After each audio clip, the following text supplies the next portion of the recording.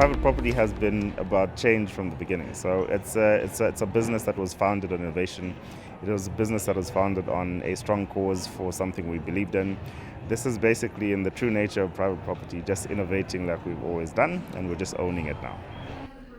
Middlemen positions everywhere in the world are under threat because a middleman extracts value from the value chain without adding value to the value chain.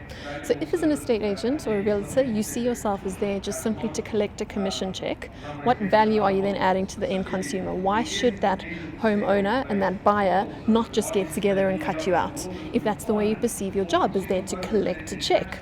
Whereas if you see yourself as a value adder and you're able to demonstrate value to both the buyer or the seller or both of them together, then you're going to have a much longer career. Then you can justify your paycheck for the rest of your life. And this applies to any industry and to any company too, not just to individuals. This is an industry that's certainly behind many other industries when it comes to the momentum of changing. But over the last 5 years, I've seen a dramatic realization of we need to do something. The question is that all these a kind of, I would call it initial initiatives that we are starting to do with apps, with different kind of technologies, are still not going back to a lot of the root of this issue. And the root of the issue is actually the customer. And there the problem is starting with, have we really become more customer-centric if you talk about change? Customers are getting more familiar with the services of like a Google or Amazon, all of those, where they would want the same when they buy and sell a property. They want the same as when they're ordering an Uber on their app. And that is not yet in this industry's mindset, although there's some moves towards it.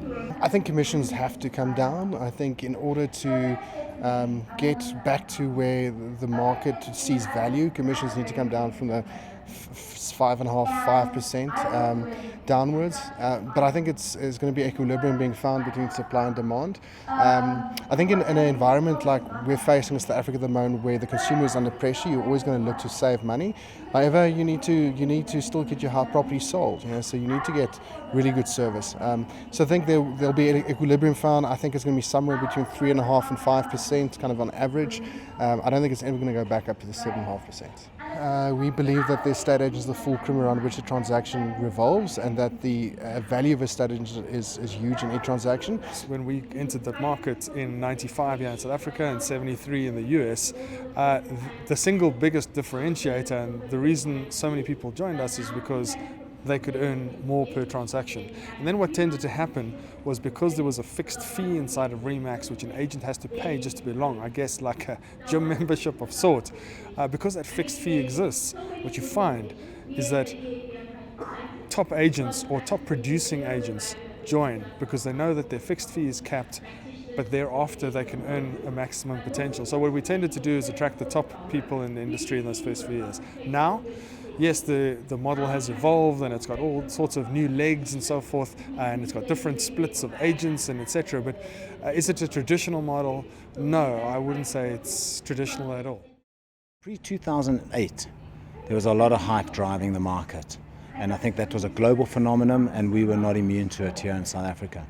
But since 2008, particularly for about the 2 to 3 year period afterwards, when the bank really tightened their lending criteria, whilst they dealt with the hype and that had come from pre-2008.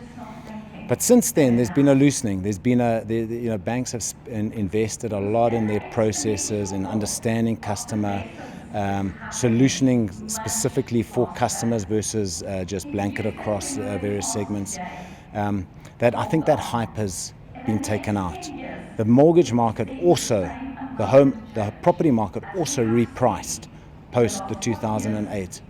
But the interesting phenomenon is that from a value perspective, from a real value perspective, sure, we're sitting at about naught, maybe -1, but we have not dipped like -10, -20, even minus like other economies have done. So the property market in South Africa is a very robust market. If people are buying less property, what can you do with your current skill set to facilitate the rentier economy?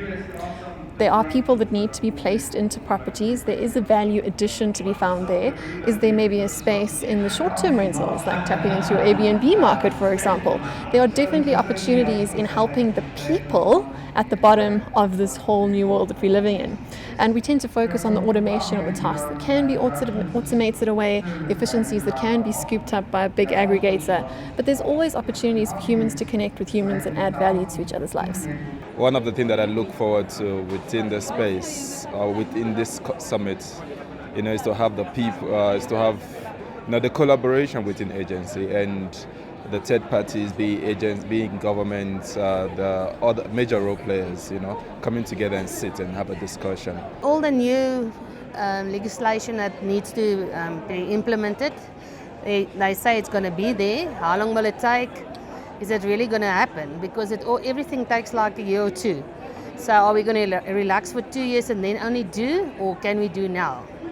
I believe that the Estate Agency Affairs Board is going to be changing anyway in a month's time. So to see that become more aligned to what the real demands are of agents and agencies. First-time homeowners getting into the property market as easily and simply as possible and becoming, maybe in their entire family, the first people to own land and property. And I think we're seeing that, but it could be more. It could be on a bigger scale. Do you mean how to do that?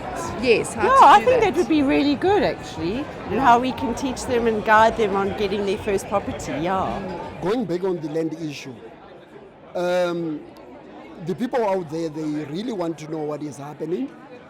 And with me as a real estate, as an estate agent, people, they are asking, those who are in farms, in small holdings, they want it to be cleared. The people who want to buy, they are scared, they want to know the way forward, they want to know if they buy now, won't it be a problem in 2-3 years' time? And a lot of people talk about change, a lot of people talk about disruption. We chose to do something about it. So what we've done over the last couple of months has been disruptive stuff. So when you look at this event, it's the first in the entire industry. It's the first time the different brands actually coming together under one roof to have something like this. So previously, those of us who would actually go out of the country to go to events like Inman that happen globally across the industry. But we wanted to do something here that's local, that's African, that's something that we can own and drive a conversation that's our conversation where we're putting the issues on the table for discussion.